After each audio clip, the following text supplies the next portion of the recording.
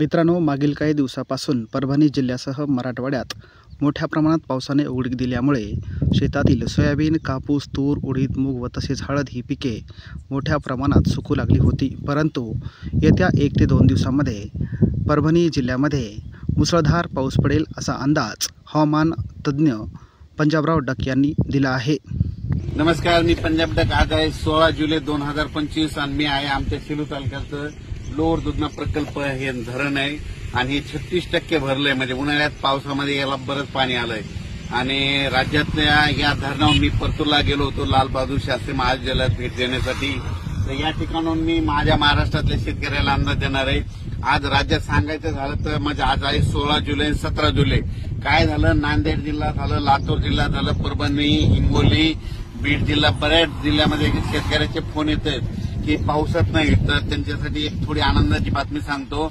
आज 16 आणि 17 तारखेला म्हणजे आज नांदेड जिल्हा, हिंगोली जिल्ह्यात, परभणी जिल्ह्यात, लातूर जिल्ह्यात, जालना जिल्ह्यात बऱ्याच ठिकाणी म्हणजे भाग बदलत आज पाऊस पडणार आहे। दुपारनंतर पाऊस सुरू होणार आहे म्हणून त्यांच्यासाठी आनंदाची बातमी।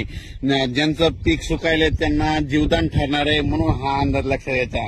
आणि राज्यात मात्र 18 तारखेच्या नंतर परत काय होणार आहे, आंध्र प्रदेश, तेलंगणामध्ये पाऊस सुरू होणार आहे। त्याच्यामुळे त्यामध्ये नांदेड जिल्हा, लातूर जिल्हा, सोलापूर, धाराशिव या भागामध्ये परत पुन्हा पाऊस वाढणार आहे। बीड जिल्ह्यात, परभणी जिल्ह्यात, कारण की या भागामध्ये राज्यात सगळीकडे पाऊस पडला, फक्त या 5-7 जिल्ह्यामध्ये पाऊस कमी आहे। या सगळ्या शेतकऱ्यांचं कापस सुकायले, सोयाबीन सुकायले, बाकी राज्यात इतरत्र सगळीकडे पाऊस आहे। फक्त परभणी जिल्हा झालं, जालना जिल्हा, नांदेड जिल्हा, बीड जिल्हा, धाराशिव, लातूर, नगर जिल्ह्याचा काही भाग, कडाष्टीचा काही भाग या जिल्ह्यामध्ये पाऊस कमी आहे। तर त्यांच्यासाठी खास करून आज आनंदाची बातमी, 16-17 तारखेच्या दरम्यान तुम्हाला वेगवेगळ्या भागामध्ये विखुरलेल्या स्वरूपाचा पाऊस पडणार आहे, पण पिकाला मात्र जीवदान ठरणार आहे म्हणून हा लक्षात आहे। खूप मोठा नसणार आहे पण शेतामधून पाणी बाहेर निघेल, थोडं पेंडवालता होईल, कुठं रिमझिम पण हे लक्षात आहे। पण त्याच्यानंतर 20 तारखेच्या नंतर काय होणार आहे,